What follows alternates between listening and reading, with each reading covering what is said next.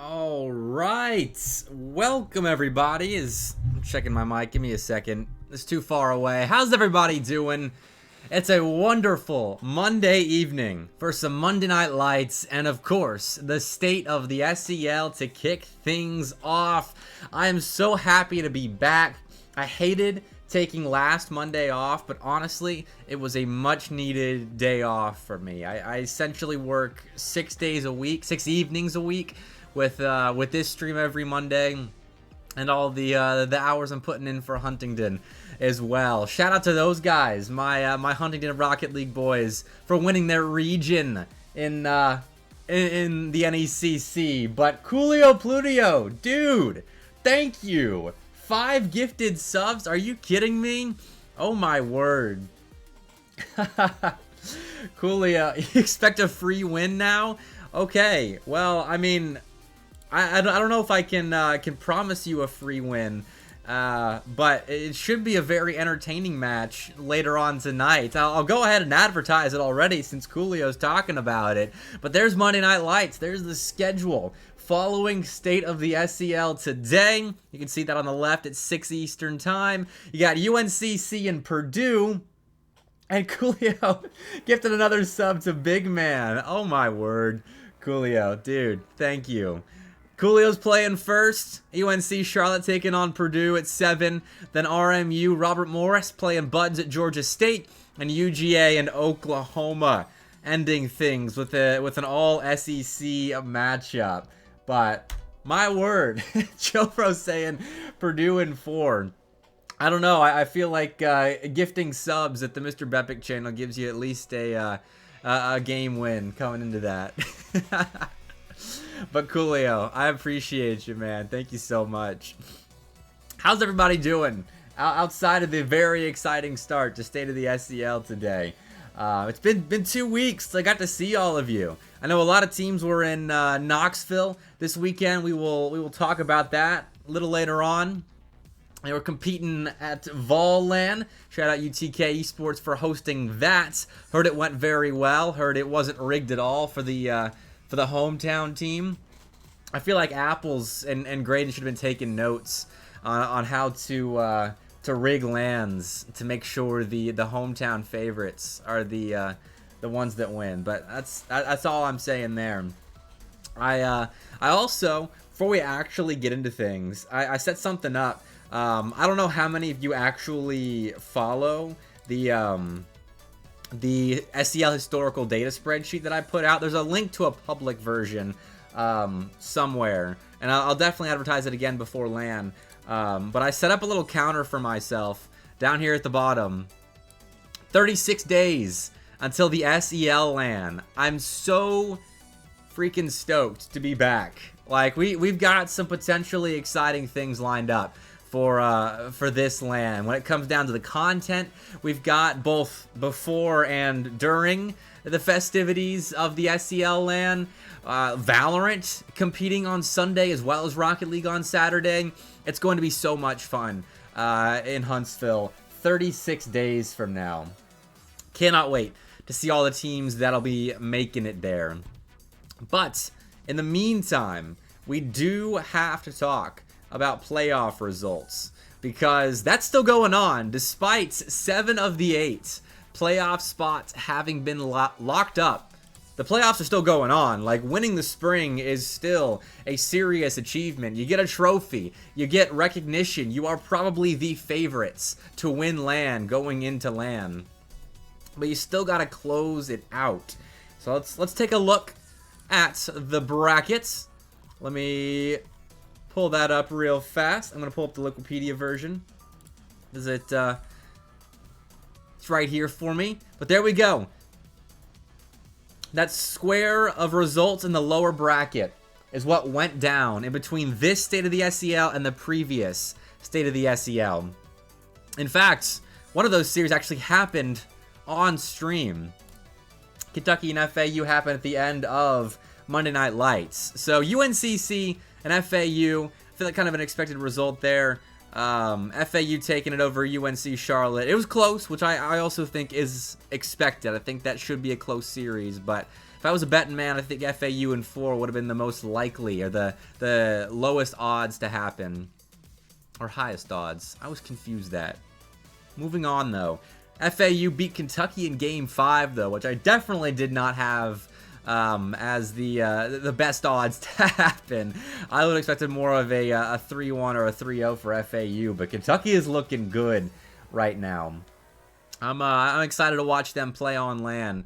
But these two series right here, Florida State, 3-0's Buds. Again, I think kind of shocking. I think Buds, they've been going through some roster hiccups, but they're figuring things out. Florida State 3-0's them. And then they beat Bruton Parker in 5 games. That was unbelievable.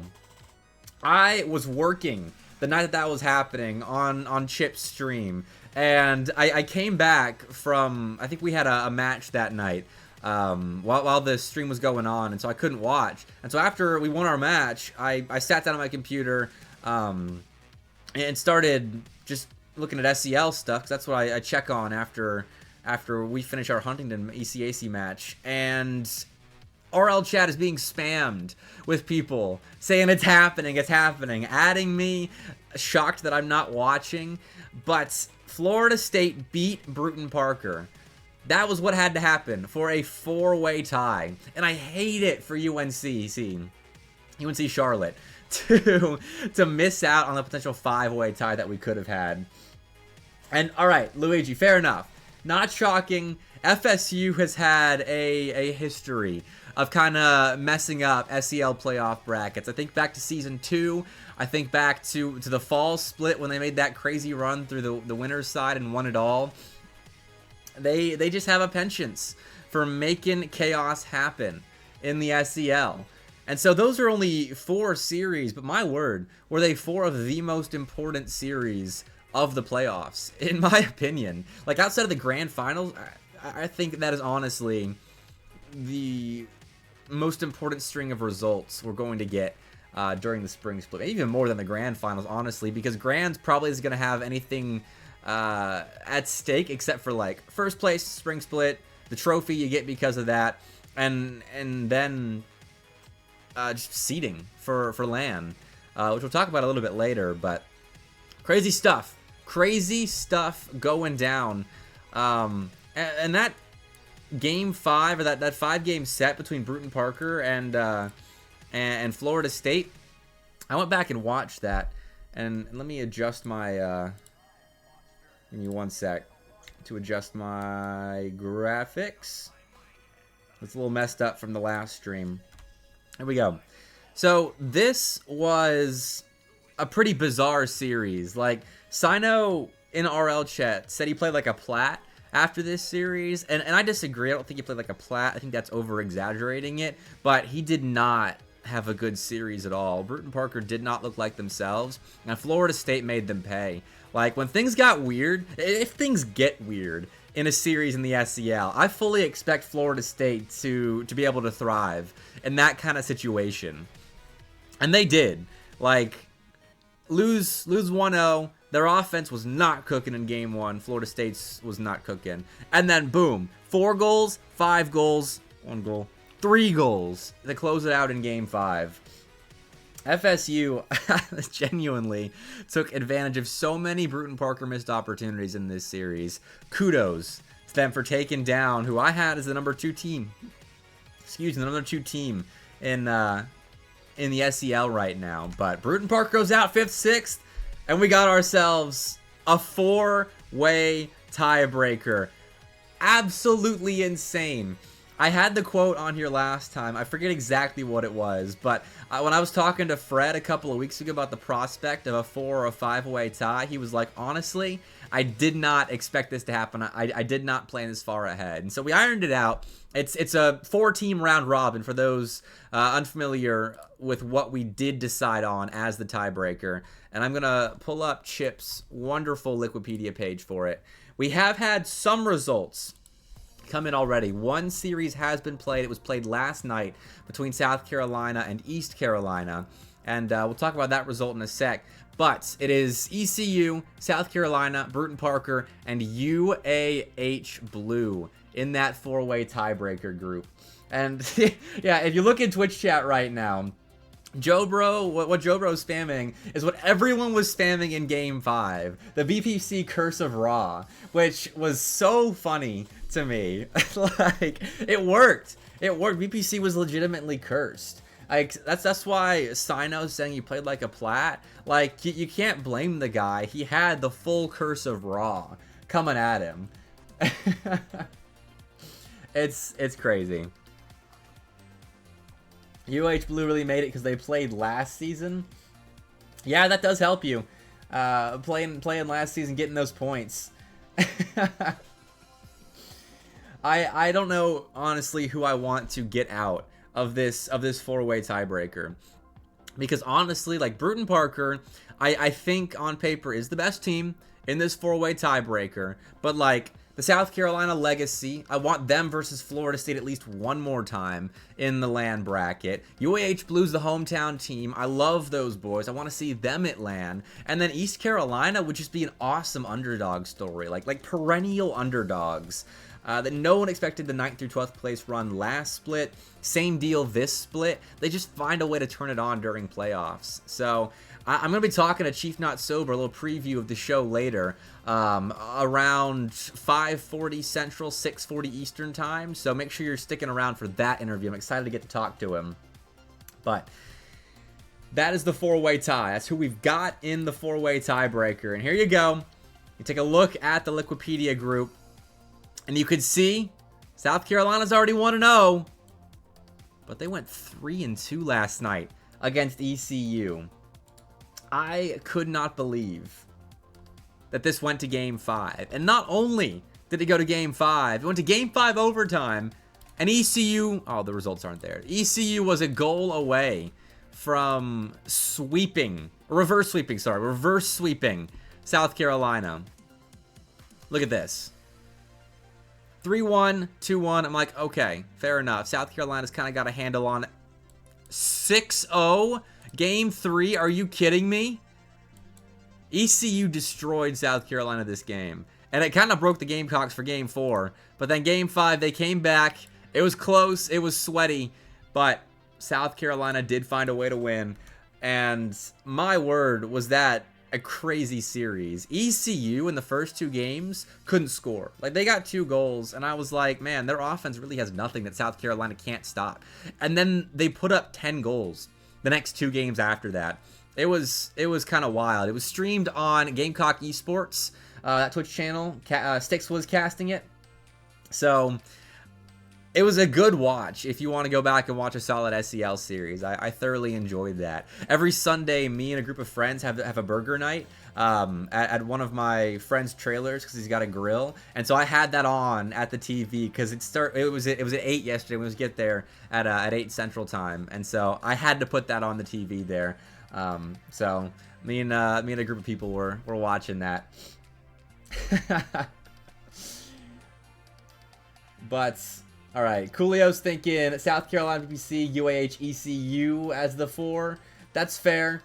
Chief, I apologize for saying this in advance, but I did have heavy input in how that group was seeded, even though it doesn't really matter since the matches aren't played like round 1, round 2, round 3. And I did have that same list, except I swapped South Carolina and Bruton Parker. IBBC is the number 1 team. But yes, the tiebreaker is for 8th place, and that will be who plays either FSU or UTK most likely. There's a world where Cumberland or FAU grab the number 1 seed, but it is quite unlikely. And so we'll talk about that next. The final 4 in the SEL playoff bracket. It is Cumberland, Tennessee, FAU, and Florida State. So we'll look over that real quick. These are the matches to close out the rest of the season. And shout out to these teams. They are going to be playing their matches on stream this week. So thank you guys, because we have been struggling to get streamed matches as the numbers have been dwindling. of the potential matches that we could stream. And hold on a second. I just had a gnat fly into my coffee. Like an awful, awful bug. Like, stay out of my coffee. Come on now. Alright, had to fish that out before I kept drinking it. Sorry about that. They're torturing me during my live show. I just want Mondays. You can torture me all the rest of the days of the week. But anyway, Tennessee plays Cumberland in the winners finals, and Florida State plays FAU in the lower bracket semifinals. And so, FAU, if they lose, and I'm just going to go ahead and turn this into the LAN seeding fun. So we're going to switch on over to this bracket. Where I can fill it out and it will live update. Again, shout out Real Albedo, the Oklahoma coach, for making this wonderful bracket. It has taken up so much of my free time, just me sitting here going through scenarios. And that was a lot earlier in the playoffs. Now there are a lot fewer scenarios to go through, but regardless, that's what we're going to do now. Because if FAU loses, these are the current point standings. So they would be locked in number 4 seed. So the bottom half of the seeds are locked in. Buds at Georgia State locked in 7. Kentucky locked in 6. King locked in 5. And then the winner of the tiebreaker locked in number 8. So whichever one of these 4 teams ends up coming out on top of the tiebreaker will play the number 1 seed. Then, if FAU loses, that means they are locked in 4th. Even if Cumberland goes 0-2, because this does account for 3rd place guaranteed points. Because the tiebreaker, if we're talking about LAN seeding tiebreakers, is spring split placement. So, if that ends up happening, we will guaranteed be able to flesh that out without having to play any kind of series or anything like that, because it's spring split placement. So FAU needs to get above Cumberland in order to leapfrog them. So, we're just going to play with that. Florida State, fairly safe right now. 6 points in the lead. A win will put them 12 points above UTK, regardless of the winner bracket finals. Or I guess not regardless. Pending winner bracket finals results. But, let's go through all the scenarios, because why not? Let's say Florida Atlantic beats FSU. They move on. That gets them above Cumberland now. And so, let's say Cumberland wins. Just pure chaos. Pure absolute insanity. Florida State still in 1st. They're going to stay at 66. UTK dropping down into 3rd. Cumberland sitting in the grand finals at 40 points. And then Florida Atlantic, with a win, would jump over Cumberland, and they would jump over UTK. So if FAU makes a run to grands, and they knock out UTK in the process, they would have to beat Florida State for the 1 seed. So that's what I'm saying. Not Florida State. They have to beat Cumberland for the 1 seed. And the winner of this would get the number 1 seed. So if we have a Cumberland FAU Grand Finals, the winner gets the 1 seed. The loser, well, it's not set in stone. If FAU's the loser, they get 2nd. If Cumberland's the loser, they get 4th still, which is kind of insane. Cumberland, if they lose in the grand finals and Florida Atlantic makes a run, then they are still in 4th. So there's potential for crazy tiebreaker scenarios. But I think more realistically, let's say Florida State wins, because I think they're the favorites against FAU. I don't think it's by a huge margin, but I think they are the favorites. Say Florida State wins. Let's say UTK wins. This is what we're looking at for seeding.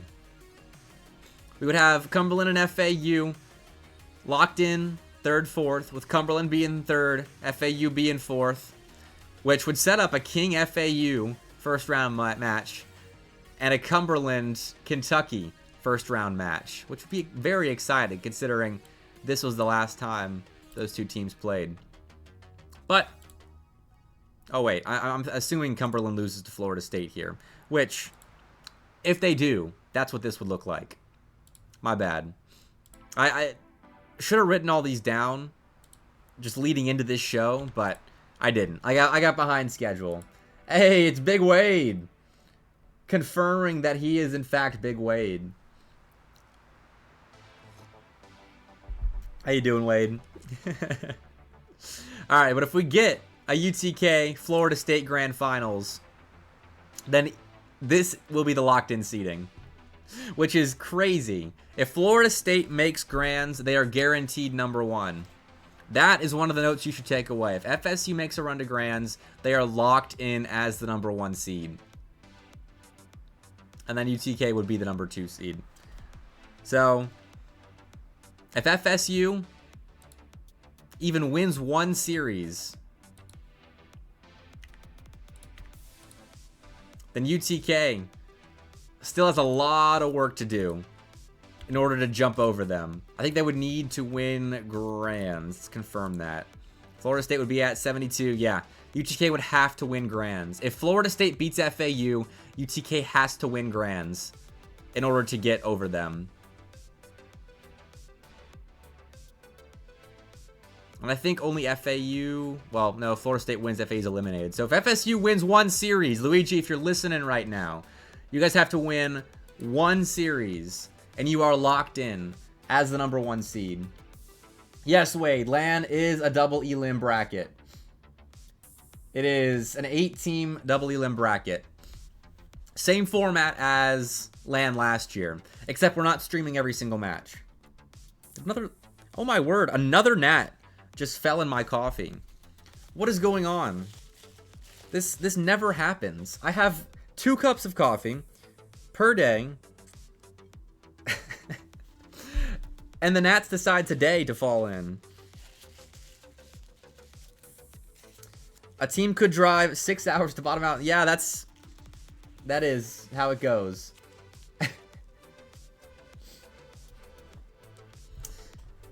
They could bottom out in 2 hours. But it's about the LAN experience.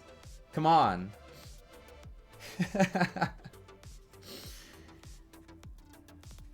And I hear rumblings. Yeah. If you get there on Friday night, on the Friday before, I've heard rumblings that you might be able to appear on the State of the SEL, by the way. So, a live State of the SEL with me and TJ. Potentially, it's not confirmed yet. It's in the works. But a live State of the SEL, if you are here on Friday night, then... That's almost better than playing on LAN, honestly. Alright, no gnats in my coffee. I had a gnat fly into my mouth. Like, I actually swallowed a gnat in the middle of a cast 2 weeks ago. That was insane. Live State of the SEL would absolutely be dope. Again, it's not confirmed. We still need a venue. Which is pending some sponsorship dollars for the LAN, but I'm going to try my best to make it happen. At the very least, we are going to be recording interviews live the Friday before, or recording some canned content the Friday before. So if we don't have a place with a stable internet connection, then we will still be doing canned content the night before. So we still got that. Don't worry. Presidential Rocket League can sponsor? Oh, shoot. Hit me up in DMs, Coolio. if you're trying to sponsor for Presidential Rocket, or if Presidential Rocket League is trying to sponsor the SEL. I do have gnats in my diet, Nate. It's not good, but it's gonna be a long show. I need my coffee. Anyway, moving on to our next topic of discussion. There was a LAN this weekend, allegedly in Knoxville, Tennessee. That I wish I could have been at, but I wasn't able to make it. Sorry, volunteers. Oh shoot! I'm sponsored the Wilmington LAN. All right. We'll talk later about this, Coolio. I would love to chat about that. But the VOLAN LAN happened this past weekend, and all but one of the teams playing in it was an SEL school. And so, TJ, shoot, do you want to hop in VC, TJ? Talk about the first-person experience of VOLAN? Because I would love to have you in here. All right, he's coming. He's coming. Okay, okay. Give me 1 second, guys. TJ, you there? I'm here. I'm here and well. All right, welcome back. How's your trip back from VOLAN? It was a very nice drive. It was not too bad. Georgia obviously had a great performance, so we didn't sit there in silence. No, it was a blast. It was a pleasure. Big shout out to Joe and them, by the way. They did a great job with it, and it was sick. Heck yeah. Well, all right. I'm going to put the Swiss bracket up on screen. I didn't get a chance to watch much. I saw some of the UAH Blue and Alabama beef that went down, and I, of course, saw the winning team and the run that Buds made to grand finals. But all right, talk about day one of VOLAN and what happened then. Yeah, so the issue, and I'm sure a lot of people already gave Joe enough crap about this, but you had UK retirement home, which was Skies, Matt, and Festive. And so they were originally seeded 8th because we didn't have any results for them. So we didn't really know like where to put them, kind of what was best. And so they were the 8th seed, and because of that, they kind of got the free 3-0, and then they were seeded right into King in round 2, which is a miserable pull. Miserable pull. But they take it in 5, which was very impressive. They looked really good. And then Indiana Tech, they beat them. So that was one of the shockers. Indiana Tech was the other shocker, as you had them go 3-1. We went very close with them to 5. That's a very good team. Big shout out to Chippy. I think I've been playing him for like 4 years now. So all the way back in high school. But no, that team's really good. So they surprised a lot of people. And then the entire 3-2 round was absolutely miserable. You have Bama, us, King, Auburn, Montevallo, and Kentucky. I mean, in my opinion, any one of those 6 teams could have made it. And most of those games were extremely close. Obviously, that's a Kentucky team without HUDs. Yeah. And so they were dealing with playing with Fern, which they still did great. They just couldn't get it together at the end. Montevallo had a really good run, but again, like you get King. I mean, I don't know what else you really do there. And that kind of goes for Auburn too. You get Bama, who was playing pretty well up until that UAH series, and then they kind of had some washy games, including that GSU game as well. But no, it was a blast, and we had a lot of game 5s, as you can see on the Swiss stage. So it was a very fun day one. Came all the way down to the wire for us personally, and it was stressful to say the least. Okay, I have to ask, like, first-hand experience with the King roster playing with Echo, what did they look like? I was very surprised by Echo. I was pleasantly surprised. He looked pretty solid. I didn't get the chance to watch a lot of their games. Obviously, Turbo will be Turbo, and he'll do Turbo things. And Wade and Echo do a really good job of playing around him. And Echo actually was a very solid second man. And so I'm very surprised by how Echo and them did. So I'm happy to see how they do at SEL LAN, because they actually played UTK the closest out of anybody. Wow. Like, I don't think we have the individual game scores. Oh no, we do. Let's see. In playoffs, they went 1-0, 2-1, 3-2, 2-1. That is very impressive. That's all the way down in round 1 of playoffs. Okay. So it was very impressive from them. They just couldn't get those last few mistakes because obviously UTK played like UTK would. That's actually okay. All 1-goal games is impressive against UTK.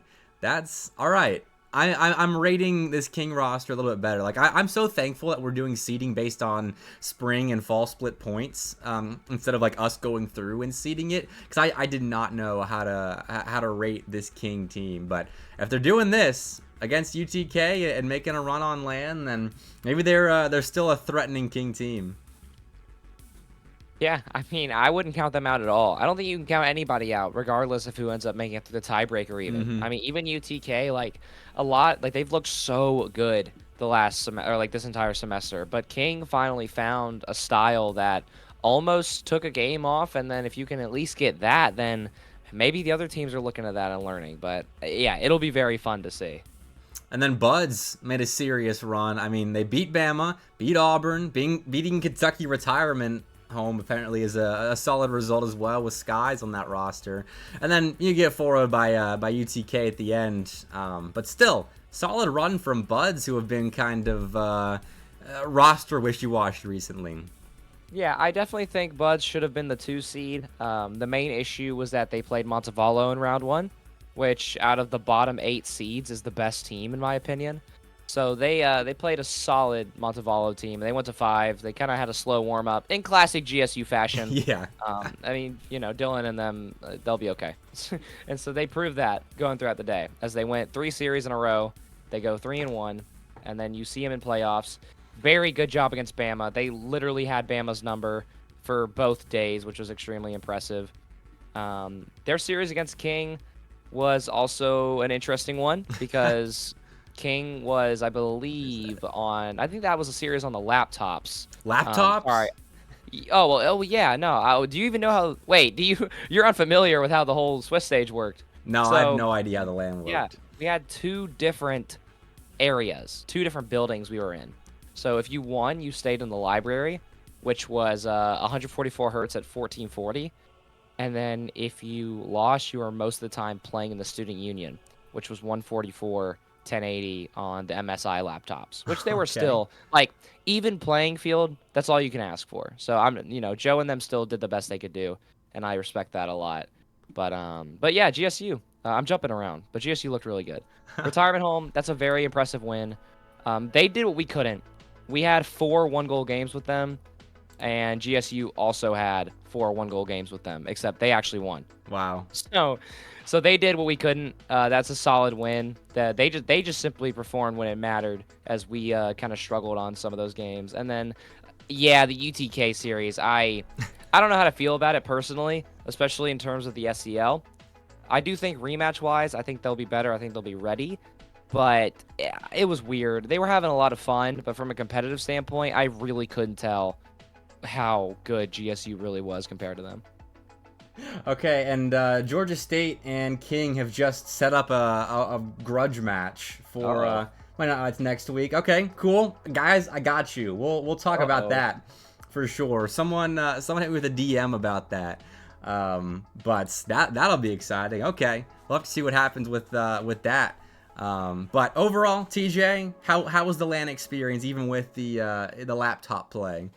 It was awesome. And I mean, I'm not gonna like sell the laptops down. Like that's not Tennessee's fault. That's MSI's fault. Yeah. But no, it was awesome. It was definitely one of the probably the most fun LANs I've been to. I think that was my 12th LAN. So in my opinion, for it to be in my top like 3 is very like impressive because I didn't get to go to VOLAN last year. And so to be able to host the stream and to have all the action going through my channels and then to push it out to everybody and kind of work together, it was really cool. A very nice showing of community, and I have a lot of big ups for the UTK esports program. Heck yeah. I wish I could have been there. Man, it seemed like a fun LAN. Like to have 16 teams showing up and all competing at once as well. That's a lot going on at one time. I would have been in Rocket League caster heaven about then. But TJ, dude, thank you for the VOLAN correspondent hop in. I appreciate you. Yeah, of course. Have fun tonight, and I'll see you at 9. Thanks, TJ. He's playing Oklahoma later, guys. You got to stick around. Watch him in an SEC matchup. See you, Bepic. See ya. All right, so there's your breakdown about VOLAN. I'm so glad TJ was able to hop in. But I do have to go to a break real fast because we have Chief Not Sober coming up in a little bit. And, well, that's going to be at 5:40, so just to preview it a little bit, and then we'll go to a break. Chief Not Sober from East Carolina is joining us on State of the SEL. I got a quick interview coming up with him. So Chief, if you are in Twitch chat right now, go ahead and pop into the production VC, and I'll help get you set up in just a second because I made an overlay for it, so I want to talk about it. The CCS Madness tournament. I want to go through the SEL results really quickly, especially at the top, because this was a 64-team bracket, single elim, March Madness style, all the way through last weekend. And as you can see, UTK made a deep run. They got reverse swept in a best of 7 by San Diego State. Sorry, Joe. I had to bring it up, but some decent results from SEL teams that are, there's Clemson beating TCU 3-0, not bad at all. Louisiana Tech was a nice surprise in this, playing SDSU very closely, going 4-2 against them in the regional finals. They beat Utah, beat a Missouri, I think, club team that was playing, not a huge result. Game 5 against Washington, but like Louisiana Tech, for going out round 1 in the last chance qualifier in the SEL to now doing this, that's a solid run from them, and I wanted to highlight them and what they were able to do in this. Alabama as well. They beat Wyoming. New Mexico State took a game off of SDSU. Solid run from them, as well as their run at VOLAN. And then UTK had to go through a run of SEL teams. They kicked around Georgia, kicked around UNCC. Yeah, that's gonna happen. That's UTK making a run to eventually get reverse swept. And I predicted them, so I'm a little salty. Joe, I predicted you guys to win it all, and I honestly think you would have if you hadn't been reverse swept here by SDSU. But you'll regain an actual CCS play, which we'll probably talk about next week, because that's starting this week, actually. Oh, I know you're salty. I know I'm not as salty as you. I don't have anything on the line, really. It's just predictions. But if you guys want to check out the CCS action, you should follow them on Twitter. I got a lot of SEL teams playing in that. It's conference-based play, so it's like SEC, ACC, unofficially. We're not allowed to like use the conference names when talking about them, but like, you know what I mean. And so FSU's up there, UTK's definitely up there. Buds, I think, should win their conference as well. But we'll see what happens with that. We'll talk more as the season develops on my State of the SEL. But next up is the interview with Chief Not Sober. So I'm going to go get him set up really quickly. I'm going to be right back with State of the SEL because I'm very excited about this interview. I've actually never talked to Chief like live. I've DM'd him, of course, but never talked to him face to face. So very excited to have him on playing in the LAN Tiebreaker. So we'll be right back. NK2, the hydrate. No gnats in there. That's just like the coffee for some reason. But all right, I'll be right back. Don't go too far.